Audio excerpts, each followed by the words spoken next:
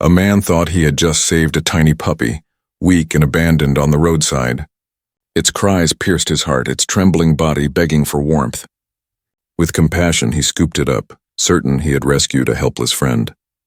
But at the vet's office, everything changed.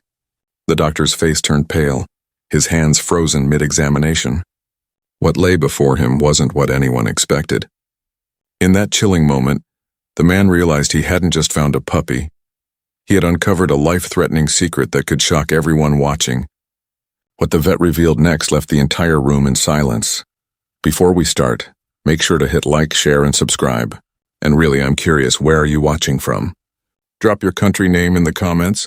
I love seeing how far our stories travel. It was a quiet morning, the kind where the streets still carried the softness of dawn. Birds chirped faintly in the distance, and the air smelled fresh with dew. As Daniel walked home from the market, his footsteps echoed against the empty pavement. That's when he heard it, so faint, so fragile, it almost sounded like the whimper of a newborn. He stopped in his tracks, his ears straining. Again the sound came, weak, desperate. Curiosity pulled him toward the edge of an old stone wall. There, hidden beneath a pile of discarded cloth and leaves, something tiny squirmed helplessly.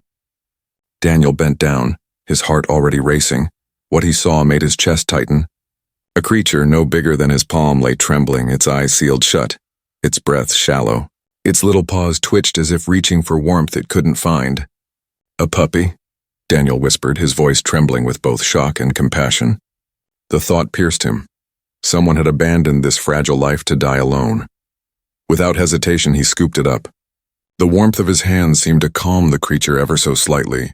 At that moment, Daniel knew one thing for certain. He could never leave it behind. Daniel cradled the tiny creature close to his chest, feeling the faint thrum of its heartbeat against his palm. He could sense its weakness, the fragility of life dangling by a thread. Wrapping it carefully in the folds of his jacket, he shielded it from the cool breeze. For the first time in years, he felt a rush of protectiveness he couldn't explain. As he walked through the street, people glanced curiously. Some smiled at the sight, whispering softly about the kindness of a stranger rescuing an abandoned puppy. A woman even stopped to ask, "Is it yours?" Daniel shook his head, but his eyes lingered on the bundle as though it already belonged to him. The creature stirred gently, letting out a faint whimper that tugged at everyone's heart. In his mind, Daniel began imagining a future, feeding it warm milk, watching it take its first wobbly steps, and hearing its playful bark echo through his small home. The thought filled him with a surprising joy. For that brief moment, he didn't see himself as a rescuer. He felt like a guardian destined to give this puppy a second chance. Daniel hurried down the street, clutching the bundle of life in his arms as if it were the most precious treasure in the world. The tiny body barely moved, its breath shallow, and that made his heart pound faster. His steps quickened until the glowing red cross of the veterinary clinic appeared in the distance. Relief washed over him. Help was finally within reach. The clinic door chimed as he pushed it open, and the receptionist immediately looked up. Her eyes softened when she saw the tiny creature wrapped in his jacket. "Poor little thing," she murmured. "You did the right thing bringing it here." Daniel nodded silently, his throat tight with emotion.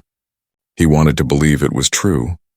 Moments later, the vet emerged, a kind-faced man with years of experience etched into the lines of his face. "Let's take a look," he said gently, holding out his hands. Daniel carefully transferred the fragile bundle into them, watching with nervous hope. The vet placed it under a bright examination lamp, his trained eyes scanning every inch of the newborn's body. For a few seconds, his expression remained calm. But then something shifted. His brows furrowed, his jaw tightened, and his hand paused mid-motion. Daniel's stomach knotted instantly. Something wasn't right, and the vet's pale face confirmed it. The vet set down his stethoscope slowly, his movements suddenly deliberate. He looked at Daniel, his lips parting as if to speak, then hesitated. Daniel's chest tightened. Why wasn't he saying anything? The silence stretched unbearably, broken only by the faint squeaks from the tiny creature on the table. Finally, the vet cleared his throat, his voice low and tense. "Daniel, this isn't a puppy." The words hung heavy in the air, almost unbelievable. Daniel blinked, confused, his heart stumbling in his chest. "What do you mean?" "Of course it's a puppy. Look at it, small, helpless, abandoned." His voice cracked, a mix of fear and denial. The vet shook his head gravely. No, and look closer. The shape of the ears, the length of the tail, the faint markings on its fur. These are not the traits of a domestic dog. He lifted the creature gently, turning it slightly under the bright lamp. This is a wild cub. A predator. Daniel's breath caught. His mind reeled, struggling to process the revelation. A predator? He whispered. Around them, the staff exchanged uneasy glances, their earlier smiles fading into disbelief. The atmosphere in the room shifted instantly from warmth to unease. The vet's eyes darkened with concern. If it had been left outside much longer, it wouldn't have survived. But raising it at home is impossible. This isn't a pet, it's something else entirely. Daniel's world tilted. What he thought was a simple act of kindness had just turned into a mystery he hadn't been prepared for. Daniel's pulse thundered in his ears as the vet gently placed the cub back on the table. Its breaths were faint, uneven, each one a fragile battle to stay alive. We don't have much time, the vet said firmly. This little one needs specialized care immediately, or it won't survive the night. The room stirred into motion. A nurse hurried to prepare oxygen, while another gathered fluids. Daniel stepped back, his hands trembling, the weight of the revelation pressing down on him. He had thought he was rescuing a puppy to bring home, but now he realized he was holding the life of a wild creature in his hands, a life hanging by a thread. Can I help? Daniel asked desperately. His voice cracked under the strain. The vet shook his head. The best help you can give right now is letting us work quickly. If you hadn't brought it here when you did, we wouldn't even have this chance. His words were both a warning and a reassurance. As the cub whimpered softly, Daniel's chest ached. Every instinct told him not to let go, yet he knew he had no choice. This was no longer about what he imagined. It was about saving a rare life before time ran out. Hours later, Daniel sat in the quiet waiting room, his hands clasped tightly together, his thoughts racing in endless circles. Every sound from the treatment room made his heart skip. He hadn't realized how deeply he cared until now. Until the fate of the tiny creature balanced on a knife's edge. Finally, the vet emerged, his expression tired, but softened by relief. It's stable, he said gently.